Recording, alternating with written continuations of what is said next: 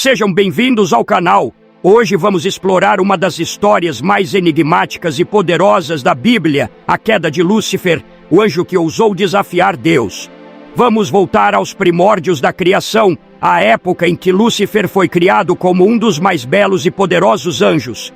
A Bíblia o descreve como a estrela da manhã e filho da alva em Isaías 14:12. Seu nome, Lúcifer, significa portador de luz, o que já indica a grandiosidade e a beleza que ele possuía antes de sua queda. Ele era descrito como um ser perfeito em beleza e sabedoria, adornado de glória e luz. Não há muitas referências diretas sobre Lúcifer antes de sua queda, mas vários textos e interpretações bíblicas apontam para a imagem de um anjo de elevada posição, alguém que poderia até liderar outros anjos e estar constantemente na presença de Deus. O livro de Ezequiel, capítulo 28, versículos 12 a 17, traz uma descrição intrigante de um querubim ungido, cujo coração se encheu de orgulho por sua beleza.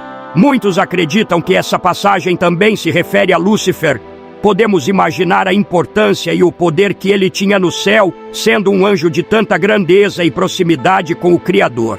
Mas, como veremos, foi exatamente essa posição exaltada que fez crescer dentro dele um sentimento perigoso, o orgulho. Em Isaías 14:13-14, lemos as palavras que revelam o coração de Lúcifer: subirei ao céu, acima das estrelas de Deus exaltarei o meu trono.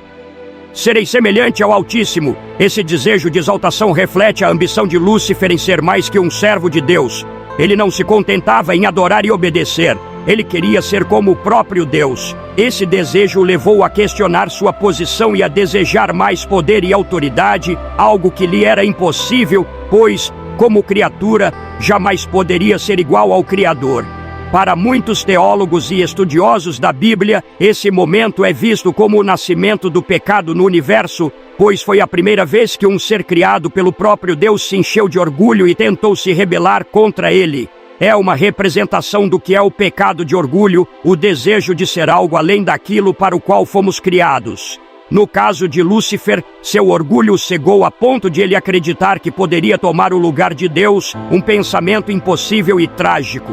Esse orgulho cresceu a tal ponto que Lúcifer, agora insatisfeito com sua posição, tomou uma decisão: ele se rebelaria contra o próprio Deus.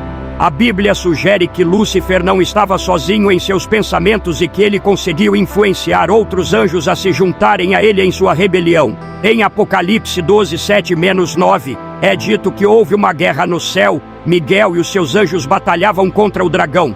E batalhavam o dragão e os seus anjos, mas não prevaleceram. Esse dragão é interpretado como Lúcifer, que já havia se transformado em Satanás, o adversário.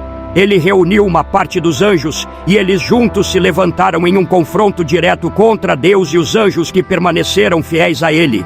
Podemos imaginar como deve ter sido esse conflito, essa guerra celestial entre as forças da luz e as forças da escuridão. A figura de Miguel, o arcanjo, surge como um líder fiel, alguém que confronta Lúcifer e o derrota. É interessante notar que a Bíblia não descreve em detalhes essa batalha, mas o resultado é claro: Lúcifer e os anjos rebeldes foram derrotados e expulsos do céu, caindo para sempre, separados da presença de Deus. A queda de Lúcifer representa mais do que uma simples expulsão. Ela marca o momento em que ele perde toda a sua posição, glória e proximidade com Deus. Deixando de ser o portador de luz, Lúcifer se transforma em Satanás, o adversário, o acusador. Em vez de ser um líder de luz, ele agora se torna o príncipe das trevas. A partir desse momento, sua missão e propósito mudam completamente. Ele se volta contra a criação de Deus e passa a ser descrito como alguém que constantemente busca desviar a humanidade do caminho divino. Muitas tradições cristãs veem a presença do mal na terra como consequência direta dessa queda. A tentação de Adão e Eva no Jardim do Éden é, para muitos, uma das primeiras ações de Satanás após sua queda, uma tentativa de corromper a criação de Deus, de introduzir o pecado no mundo humano, assim como o pecado de orgulho nasceu no coração dele próprio. A presença de Satanás no mundo, desde então, é vista como uma constante luta entre o bem e o mal, entre Deus e o adversário, entre a luz e as trevas. ele se torna o tentador, o que oferece aos seres humanos o mesmo caminho de orgulho e desobediência que ele mesmo escolheu. E assim, a queda de Lúcifer do céu não é apenas um evento isolado, mas algo que trouxe profundas consequências para o universo criado. Em 1 Pedro 5:8, lemos que Satanás anda em derredor, bramando como leão, buscando a quem possa tragar. Ele agora é o inimigo da humanidade, o enganador que busca afastar as pessoas de Deus e destruir o relacionamento entre o Criador e sua criação.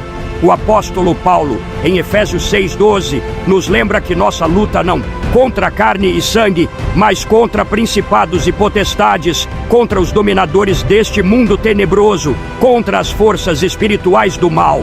Essa passagem nos alerta sobre a realidade de uma batalha espiritual constante, onde o mal busca nos desviar e nos separar de Deus, assim como Lúcifer se separou de Deus. A história de sua queda se torna, assim, uma advertência para a humanidade, mostrando como o orgulho pode ser destrutivo e como a rebeldia contra Deus tem consequências graves. E assim, chegamos ao fim da nossa narrativa sobre a queda de Lúcifer. A sua história serve como uma poderosa lembrança dos perigos do orgulho e da ambição desmedida. Ele nos lembra que mesmo os mais belos e poderosos podem cair se permitirem que seu coração se encha de desejos que vão contra a vontade de Deus. A Bíblia e a tradição cristã nos ensinam que a verdadeira sabedoria está em reconhecer nosso lugar como criaturas de Deus, em humildade e em obediência. Que possamos refletir sobre as escolhas de Lúcifer e sobre as nossas próprias escolhas. Afinal, a história de Lúcifer é também um chamado para que escolhemos a luz, para que nos afastemos do orgulho e permaneçamos sempre fiéis ao nosso Criador. Obrigado por assistir e espero que tenham gostado dessa reflexão. Não se esqueçam de curtir, se inscrever no canal e compartilhar este vídeo para que mais pessoas possam conhecer essa história. Até a próxima!